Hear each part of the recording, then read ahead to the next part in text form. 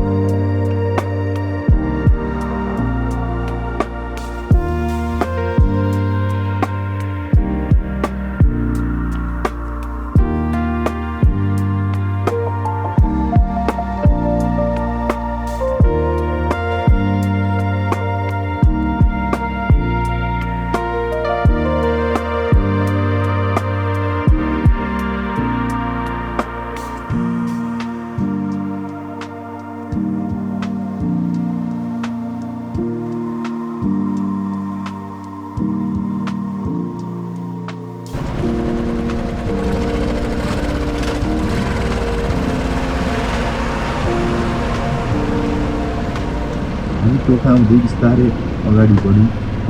मनमा एक्साइटमेन्ट अनि अलिकति एडभेन्चरको फिल भयो।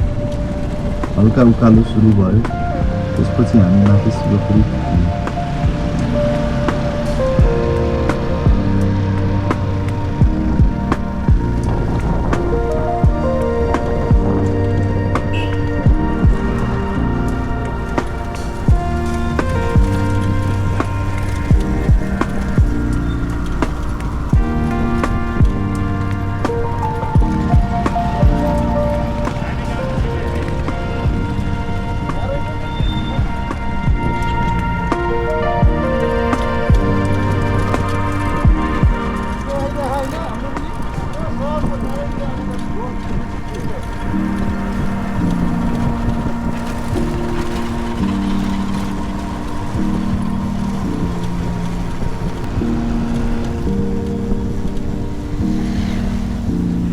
हामी चाहिँ अहिले नुवाकोट जिल्लामा प्रवेश गर्यौँ।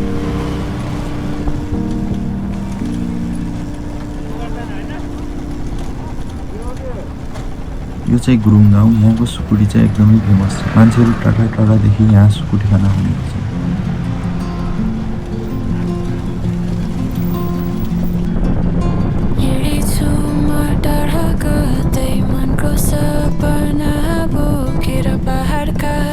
बाटोहरूमा आफ्नै कथा खोज्दैछु म।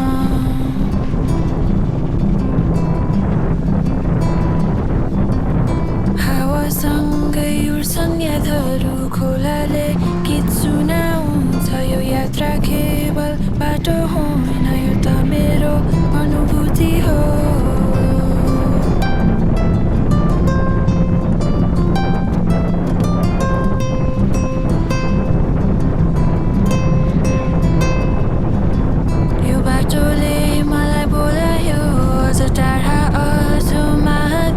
प्रकृतिको काखमा हराउँदै मैले आफूलाई भेटे यहाँ हो।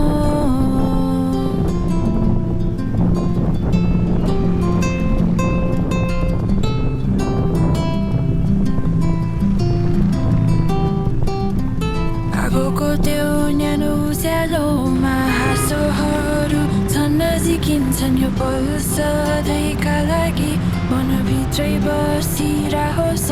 समय रोकिन्न, यात्रा रोकिन्न, तर यी यादहरू कहिल्यै मेटिन्नन्।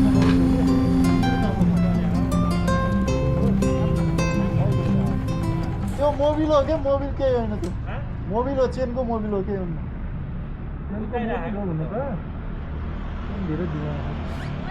तात्यो होला नि त बाइक हो कि ओह्रालोमा तात्यो। ओह्रालोमा पनि तात्यो।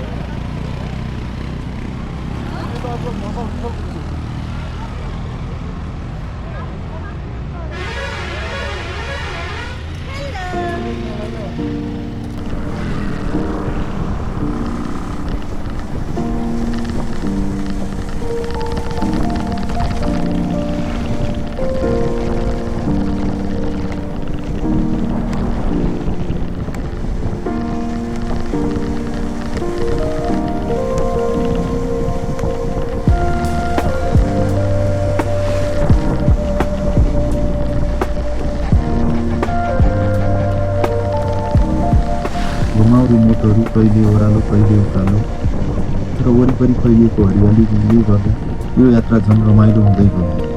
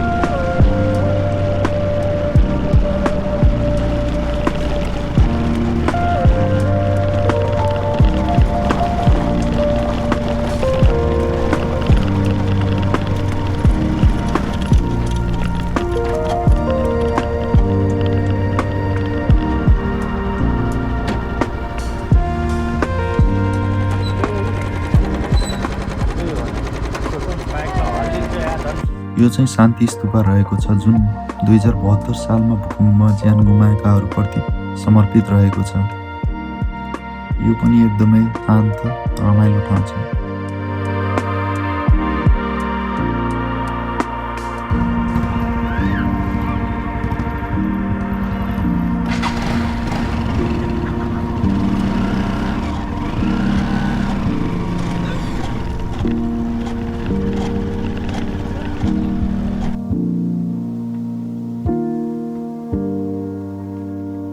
जति तल झर्दै गयौँ प्रकृति झन्झन नजिक महसुस हुँदै गयो।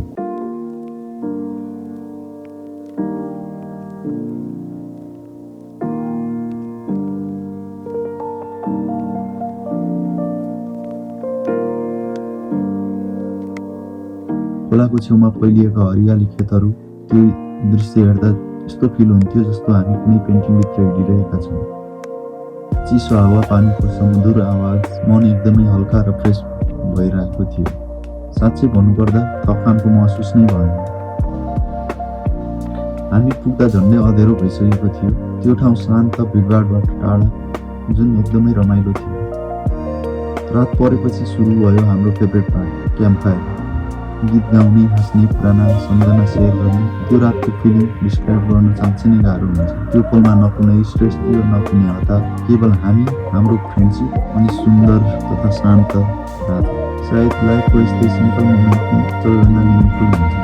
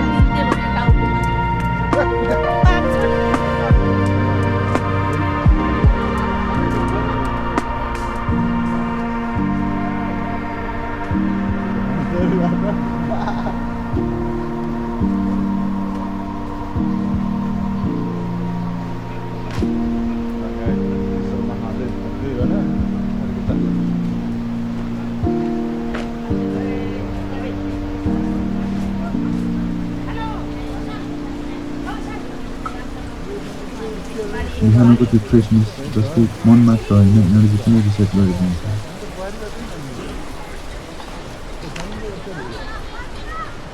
पारी जाने के लिए खोला खोला नि पारी जाने खोला पारी उता माथि हो त्यहाँबाट नि माथि जाने हो झुलुङबाट त्यही हो क्या यार त्यही हो क्या झुलुङ्गे हो क्या एकदम झुलुङ्गे छ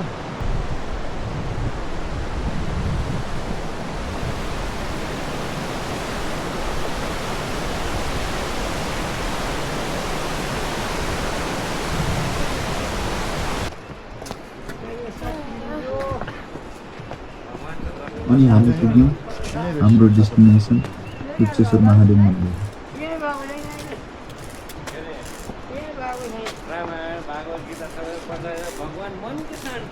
यता घुमेर त्यहाँ पनि रहेछ नि त्यहाँनिर रहेछ नि बाटोहरू कि माथि तलहरू ए हो र माथि पनि गाउँ होला नि त होइन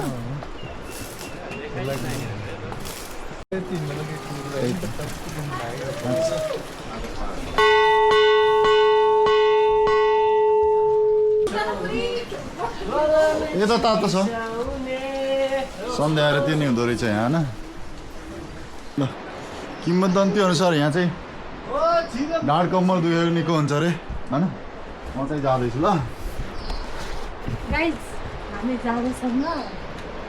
ढाड कम्मर दुखेको सन्चो हुन्छ एकछिन कति हद हो दाइ आउँदैन के भयो त नि अनि बनाउनु भएन ल ल ल ढाड कम्मर दुखेको सन्चो हुन्छ सन्चो भइसक्यो मेरो त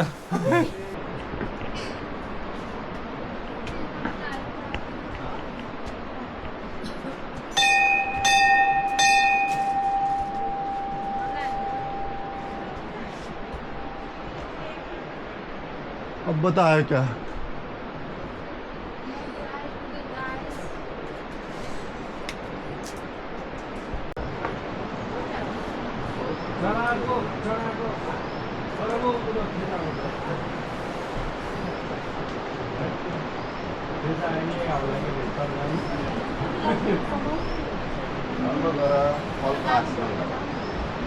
सही हो त्यो चाहिँ हो त्यहाँनिर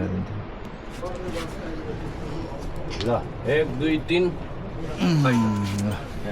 राखौ त्यही हो जसले अन्त जसले भन्दा कामै छैन अरे गुफाभित्र रहेको यो मन्दिर एकदमै शान्त र धार्मिक महत्त्व बोकेको ठाउँ हो। भित्र पस्ने बित्तिकै एउटा अलग एनर्जी महसुस हुन्छ। मनमा शान्ति र गहिरो सन्तुष्टि लिएर हामीले दर्शन गऱ्यौँ।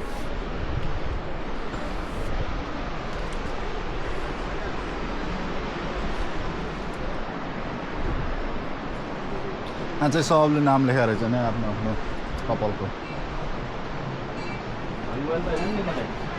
ल हामी चाहिँ फर्किँदै ल फर्किँदै ल म चाहिँ झुलुङ्गे बोलाएर फर्किँदैछु अरू चाहिँ डिसाइड गर्दैछु है जाने नजाने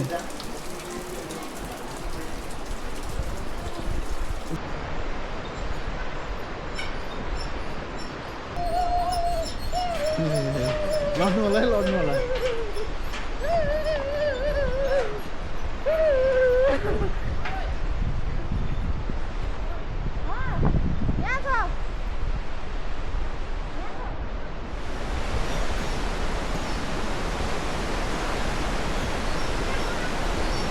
यो जन्मदिन मेरो लागि एउटा स्पेसल दिन भयो किनकि यो समयमा प्रकृति आध्यात्मिक एडभेन्चर अनि फ्रेन्डसिपको सङ्गम भयो। यदि तपाईँ पनि यस्तो अनुभव गर्न चाहनुहुन्छ भने एकपटक गुप्तेश्वर महादेवको मन्दिर अवश्य जानुहोला। शरीर अलि थाकेको थियो तर मन भने एकदमै भरिएको थियो। अनि यस्तै भिडियोहरू मन परेमा लाइक शेयर सब्सक्राइब गर्न नबिर्सनु। फेरि भेटौँला अर्को भिडियो अर्को एडभेन्चरमा।